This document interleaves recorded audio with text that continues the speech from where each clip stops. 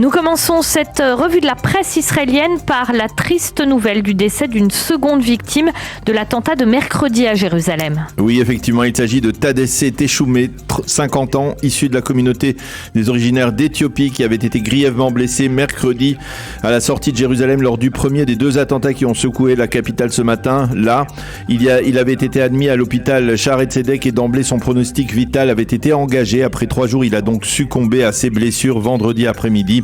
Le futur Premier ministre Benjamin Netanyahou avait rendu visite à Tadesse la semaine dernière à l'hôpital. Il a publié hier soir un communiqué de deuil dans lequel il présente ses condoléances à la famille. Tadesse avait été blessé le jour de la fête du Sikh, l'une des plus importantes du calendrier de la communauté des originaires d'Éthiopie.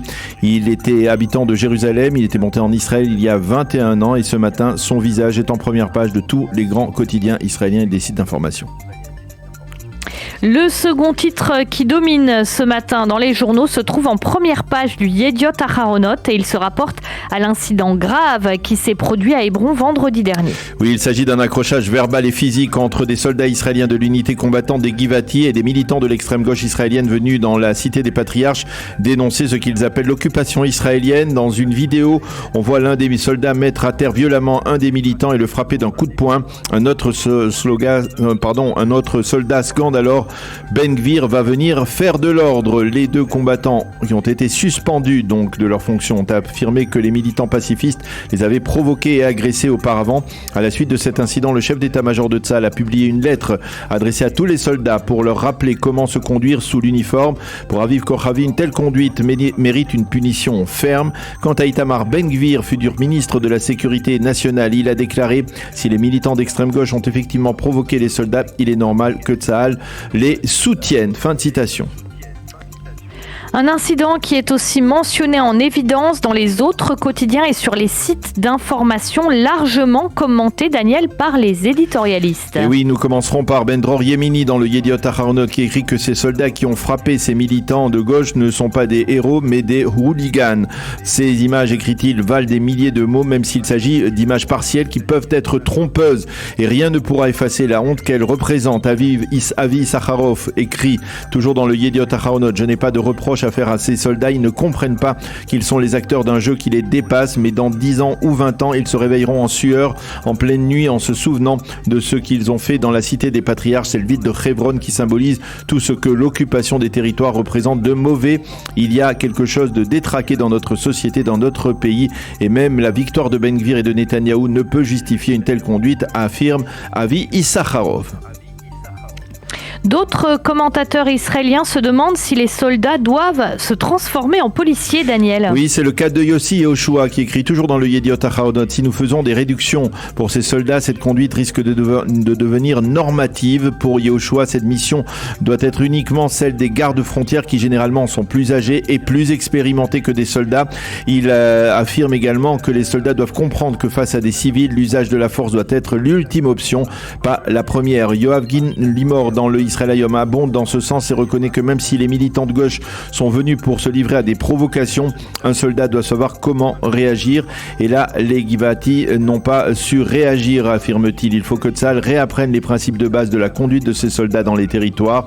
Quant au Haaretz, eh bien, il cite en évidence ce matin la chronique de Zone d'ombre de Gidon Levy, qui lui-même est considéré comme un proche de l'extrême gauche israélienne et qui amène un cas de mort d'un Palestinien qui franchissait illégalement la barrière de sécurité, apparemment donc tué par des civils israéliens selon cette zone d'ombre de Gidon Levy. Et puisque l'on parle de violence, le Israël Hayom consacre sa manchette à une autre forme de violence, celle dont sont victimes les passants innocents à l'intérieur des frontières d'Israël. Et oui, le quotidien israélien, le Israël Hayom, revient en effet sur ce meurtre terrible commis la semaine dernière par un motard contre Uri Volkov, un Israélien qui ne faisait que traverser un passage clouté lorsque ce motard, Adi Mizrahi, l'a frôlé. Son épouse avait filmé la scène et c'est ce qui a fait disjoncter, si l'on peut dire, le motard qui a poignardé bombardé Ouri Volkov, le blessant à mort. La police a arrêté le suspect et a prolongé sa garde à vue. Le Israël Hayom constate que le nombre d'incidents graves de ce type est en nette augmentation dans la société israélienne. Ainsi, à Tel Aviv, une femme a été blessée par des coups de feu et à Kiryat Malachi, un médecin a été agressé, sans compter les assassinats dans le secteur arabe israélien qui se multiplient. Adi Rubinstein écrit dans son éditorial ce matin que l'assassinat de Ouri Volkov a provoqué une puissante onde de choc dans la société israélienne. Il constate que d'un côté, les Israéliens normatifs craignent de plus en plus de sortir de chez eux et que de l'autre, les voyous craignent de moins en moins les forces de sécurité. Et puis pour terminer, ce matin, c'est le Yediot Aharonot qui nous livre un visage bien moins accueillant du Qatar à l'occasion de la Coupe du Monde. Effectivement, ces derniers jours, les images de commentateurs israéliens de la chaîne Public 11 qui diffusent tous les matchs et les vidéos postées par tous les matchs de la Coupe du Monde et les vidéos postées par des supporters israéliens confirment que les Israéliens sont loin d'être les bienvenus au Qatar. Ceux qui sont sur place se font copieusement insulter lorsqu'ils révèlent leur identité israélienne. Et le Yediot Aharonot résume cela par un titre choc, c'est le mondial de la haine. Raz Chernik et Oz Moalem, qui sont les envoyés spéciaux du Yediot Aharonot au Qatar, écrivent en première page ce matin: les rues de Haute-Doha sont devenues dangereuses pour nous, Israéliens. Nous sommes menacés à tous les coins de rue et entourés de haine, la haine visible des supporters palestiniens, iraniens, qataris, marocains, jordaniens, syriens, égyptiens et libanais. Nous aimons le football par-dessus tout, mais ce tournoi est loin d'être agréable pour nous, écrivent donc les envoyés spéciaux du Yediot, reflétant ainsi l'avis de nombreux Israéliens qui sont venus assister au match de la Coupe du Monde au Qatar.